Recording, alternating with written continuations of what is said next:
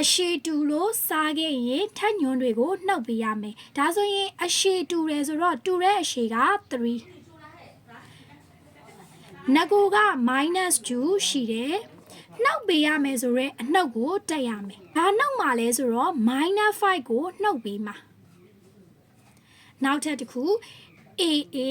အရှိတူလို့ဒီအပိုင်းကိန်းကြီးဆိုတာအစားနဲ့အတူတူပဲအရှိတူလို့စားခဲ့ရင်ထက်ညွန်းတွေကိုနှုတ်ပေးရမယ် A ပါဝါငကိုရှိတာအပေါ်မှာ -2 က -2 ပဲနှုတ်ပေးရမယ်ဆိုတော့အနှုတ်ပြီးသွားရင်ဘာနှုတ်မှာလဲဆိုတော့ -4 ကိုနှုတ်ပေးမှာ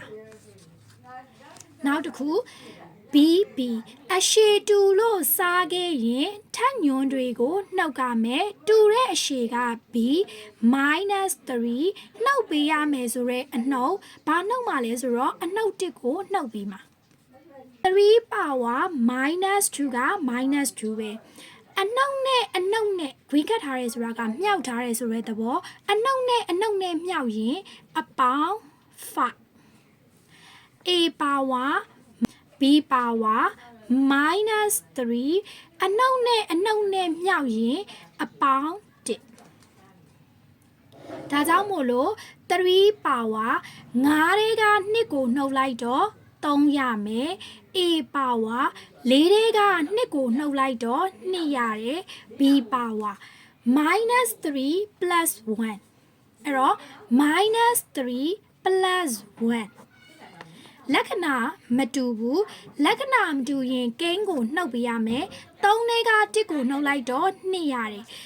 ကြီးတဲ့ကောင်ကိုပိုင်ဆိုင်လာတာဒီအနှုတ်ဖြစ်တဲ့အတွက်အနှုတ်လက္ခဏာတက်လိုက်တော့ B ပါဝါ -2 ဆိုပြီးရမယ်ဟုတ်ပြီနော်ကဲပြီးသွားရင်3ပါဝါ3ဆိုတာက3 3လီကို3လီ29 A square က A square ပဲပါဝါ minus ပြောက်ရှင်ရင်အောက်ကိုဒီပါဝါ minus ပြောက်သွားမယ်အဲ့တော့ B square ဆိုပြီးဖြစ်သွားမယ်နံပါတ်ခခွေ A power 5 A power -3 the whole power -4 power minus ပြောက်ရှင်ရင်ဘာလုပ်ပေးရမလဲဆိုတော့ပြောင်းပြန်လှန်ပေးရမယ်လို့ပြောခဲ့တယ်အဲ့တော့ power minus ကိုအရင်စဖြောင်းမယ်လို့ A power -3 က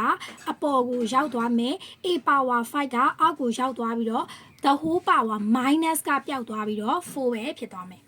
အရှိတူလို့စားခဲ့ရင်ထက်ညွန်းတွေကိုနှုတ်ကမယ်တူတဲ့အရှိက A ဖြစ်တဲ့အတွက် A လို့ရေးလိုက်တယ် -3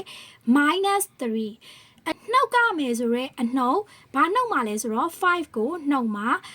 the whole power 4ဆက်ပြီးတော့ A power -3 -5 -3 -5 minus လက္ခဏာတူရင်ကိန်းကိုပေါင်းတယ်3ရဲ့5ရဲ့ပေါင်းလိုက်တော့8တူတဲ့လက္ခဏာကိုတက်ဆိုတော့အနှုတ်ဒါကြောင့်မို့လို့ A power -8 the whole power 4ဆိုပြီးတော့ဖြစ်မယ်